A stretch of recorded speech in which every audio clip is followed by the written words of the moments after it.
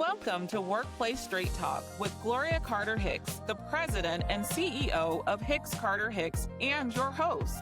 Because some things need to be said about the workplace, Gloria will be saying them right here at Workplace Straight Talk. Look for new episodes on the fourth Monday of the month. Thank you for tuning in. Have you ever been fired officially or unofficially? What do you mean by unofficially is probably what you're asking. Well, I mean, no one's really come up to you and had a conversation about your performance. They've not given you any paperwork. You're not packing up your boxes with your personal things and walking out the door and saying goodbye because you've been terminated. No, it happens like this. People might overlook you. Your level of influence might be fading.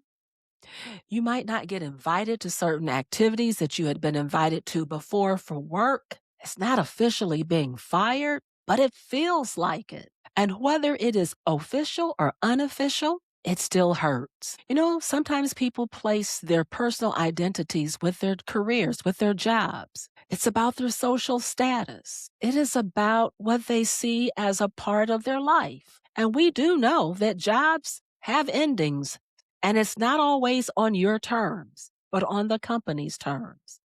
And it doesn't mean the end of the world for you.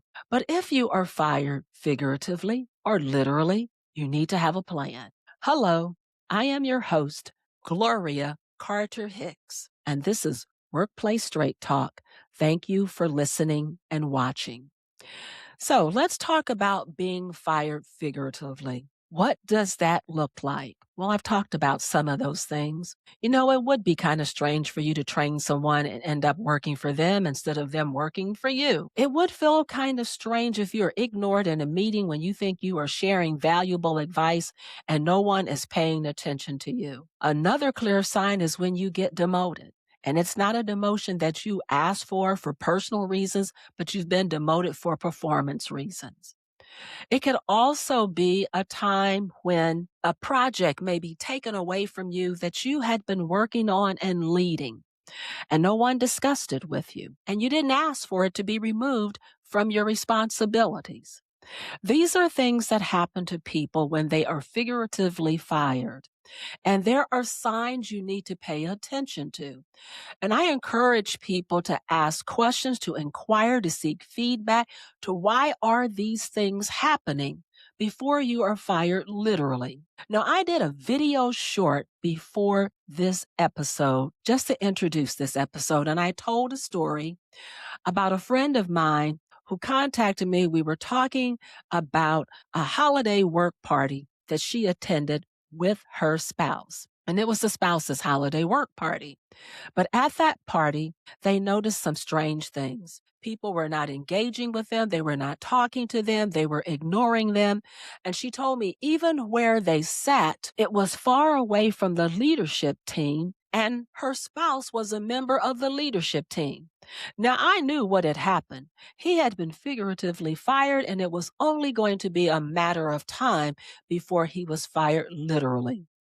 But what I wondered, did he ask any questions? Did he check to see was his performance on point? Did he see if there was any complaints about him? Did he have any questions about his skills? And were they still up to par meeting company expectations? Those were the things I was thinking about in the back of my mind, because that's what you need to do if you're being fired figuratively, because it's a slow process. It's a quiet process. It is your job fading away. And if you're the CEO of your career, which I have said you should be, then you would be asking those questions before you are fired. And so these are things to think about. Now, let's talk about being fired literally. It's official. You got the paperwork. Your manager has told you you're fired for performance reasons or otherwise. And now you're walking out the door. Well, there were probably some things that you could have done as well to find out what was the performance deficit. How could you close the skill gap if that's what it was? What behaviors were unacceptable that you need to correct? These are all things that you need to be asking before you're sitting down and having a conversation about being fired. But what are some of the reasons for being fired? Performance expectations, misalignment with company expectations as it relates to their values, the climate, the culture which the company is trying to create. Maybe you've done something behaviorally that doesn't align with the values. Maybe it's poor work habits, showing up late, not showing up at all, high absenteeism, not being responsible for projects and getting them done on time. It could be a myriad of different things that might get you fired, literally. And so, before these things happen, you need to take control. If you can resolve and fix the situation, I know you would, or you should try. And not all the time are firings fair. That's what you're going to tell me. I know it. But sometimes I will also tell you this, that sometimes people fire themselves. If you know there is a performance issue, that expectations are not being met, or if you're being overlooked, avoided, and you don't ask any questions, you don't seek feedback, you do not try to get to the root cause of what is going on, then that is your responsibility. And that means you allowed yourself to be fired. And that also means that you fired yourself. And so let me tell you another true story. This was kind of a turning point for me because guess what? I was in a situation where I took a job and that job wasn't what I thought it was. And I was just reading something on my um, Facebook feed where someone took a job and they said, it wasn't the culture where I thought I wanted to be. It didn't align with who I am. And sometimes that happens. And that kind of happened to me also. But it ended up that I took this job. I thought I was going to be at the pinnacle of my career, the head of HR in the corporate world, 7,000 plus employees across the US, and it was the perfect job. So I got comfortable in knowing that that was going to be my job. Well, let me tell you, the first mistake, don't ever get comfortable. Because when you're comfortable, you're vulnerable. When you're vulnerable, you're at risk. When you're at risk, you lose your value. And so stay ready. Well, it only took me 6 months to find this out, and the rest is history. I'm here in my own company. But let me tell you about the journey along the way. The company told me after I hired on 6, 7 months into the job that they were being acquired. And that's a business strategy. And I truly get that. But I did wonder why you hired somebody in HR when you were getting ready to be acquired and this role was going to be eliminated in the new company because they already had an HR head. And the person that was the head of HR, they didn't need two people. But I didn't have time to wallow in my sorrow. I did not have time to be upset that I didn't see what I should have saw earlier. I didn't see it. I didn't have time to do that. I had to get into action. But I was told I wouldn't have a job. But I thought, hey, I'm HR, so I can leverage this. I can negotiate. I'm good at doing that. And that's what I did. But the loss of that job, mentally thinking about there's going to come a period in time when this job is going to be over, when that acquisition actually happens, that was still a job loss. No, it wasn't my fault. It wasn't a performance issue, but it was still a job loss. And a job loss is a job loss. Do we have financial responsibilities? Yes. Do we have family responsibilities? Definitely. Do we identify oftentimes with our jobs? They're important to us socially, economically, and otherwise. Yes. But when something is taken away, such as a job, you must have a plan.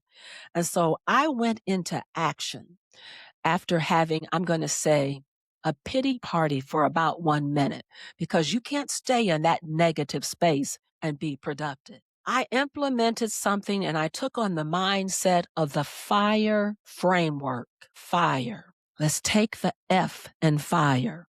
What does that mean? I faced it head on. I'm not going to have a job. The clock is ticking. I need to do something. The I in FIRE is identify the lesson. Well, the lesson here is if I go to work for another company, I'm going to have to do a deeper dive, do more due diligence to see where are they financially. Identify the lesson. That's the I in FIRE. And then I thought to myself, I might need some different skills because I began to toy with the idea of starting my own business. That leads me to the R in FIRE. The R says reposition and reinvent yourself. I had options. I could look at, do I want to go back in the corporate world and be the head of HR? Or do I want to buy a business or start a business? I had options and I needed to think about reinventing myself. And the reinvention was this: I'm no longer going to be an employee. I am going to be an employer, and I am going to do things that help other companies, to help corporations create the culture they want, to develop their employees. I reinvented myself and I started a business. I executed my plan. And 27 years later, here I am, owner of Hicks Carter Hicks, president and CEO. Now, I can say this: not everybody wants to be a business owner. It doesn't matter. You can use this FIRE framework to say, here's what I'm going to do. I will not wallow in sorrow forever. I will face it. Yes, it happens. I'm not here to pass blame. I'm here to figure out what it is I'm going to do. I am going to identify the lessons that I need to learn so that they can help me be better. I can close a skill gap if that's what I need to do. I can change behavior if that's what I need to do. I can improve my knowledge, skills, and abilities if that's what's required, because that's why I lost the job. And I can reposition myself and reinvent myself to go back out there and get a job. And then I can execute my plan. That's a positive framework that people should use. They should leverage if they've been fired. Now, I want to talk about the blame game piece in this, because it is very easy to blame your employer for what has happened. But I ask people to be honest, to ask themselves, did you fire yourself? And if that answer is yes, then move on. So I had a friend that came to me and said, and I have a lot of friends, by the way, that ask me for advice. But this friend came to me and they said, I've been fired. Some of it I own, some of it I don't. I don't think it's a fair firing. But yeah, some things I needed to have done differently. And he asked, could I help him make some connection in his industry? Because while he wasn't going to get that job back, he wanted to stay in the industry. And so I made some phone calls and I set up a meeting with this individual and the person that I knew that could help him. And they met. And then shortly after that, the person that I connected my friend with, he said, I don't think I can help the person you referred to me as it relates to networking. And I said, well, tell me why. What's going on? He said, because he's playing the blame game. It's everybody else's fault. No responsibility has been taken for what he needs to improve and how he needs to grow from an emotional maturity perspective. He is bashing the company. He is bashing employees. He is bashing his boss. And this is a small group. It's a small network of people, and that's going to get back to people. I'm thinking, did he not know that you don't burn bridges? That's kind of an old saying that's been said for many, many years when you leave a company, whether you like the company or not. And so I called my friend and I said, this is what I heard, that you haven't moved on. I said, we talked about the FIRE framework. Face it. Identify that there were some things you could have improved. Though the company was not 100% right, but neither were you. You haven't repositioned and reinvented yourself because you are still stuck in your sorrow and you haven't executed a plan. I said, I need you to do that. So while I understand that you want to blame people when you are fired, sometimes you don't want to take responsibility. Sometimes it feels like it is not your fault. You have to decide to move on. You can be hired after being fired. I have hired people over my career that I knew were fired and given them a chance. Once I heard their story and understood and knew that they grew from that situation, I still hired them. It does not mean a life sentence of never working again, but it is all about your positive attitude. So here are some things that I want to say in closing out. If you are comfortable, you become complacent. If you become complacent, you become vulnerable. If you become vulnerable, you put yourself at risk. And if you put yourself at risk, you are no longer valuable. You need to continue to grow in your job. And even if you are fired from your job, you need to use that as a learning experience on how you can be better, how you can do better. I know it is an opportunity to move forward. I'm going to tell you this. If I had not been downsized, right sized due to that acquisition, I would probably still be working there and not have realized my dream. At that particular time, when my boss was saying to me, "You will not have a job, your job will end in this many months," I wasn't thinking positively right then. But when I stepped back and looked at it and said, I have an opportunity to reinvent, guess what? Here I am today. So I am living witness that losing a job is not the end of your career. I have hired people who have lost jobs. I will probably hire people again who have been fired from a job. What is important is, what do you do with that knowledge that you learned from that firing to make yourself better? And I want to mention the next episode that is coming up for Workplace Straight Talk. The episode that we are talking about is, what is your value proposition?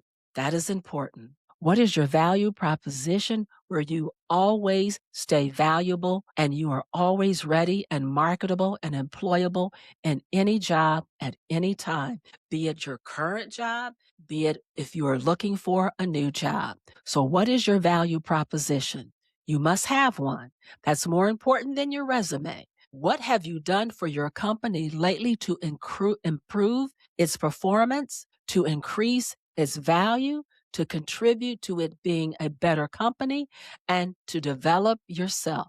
That's episode number 3 of the series. It's all about you, the employee. I want to say thank you for listening and for watching, and feel free to share this episode with anybody that is about to be fired, has been fired, is recovering from being fired.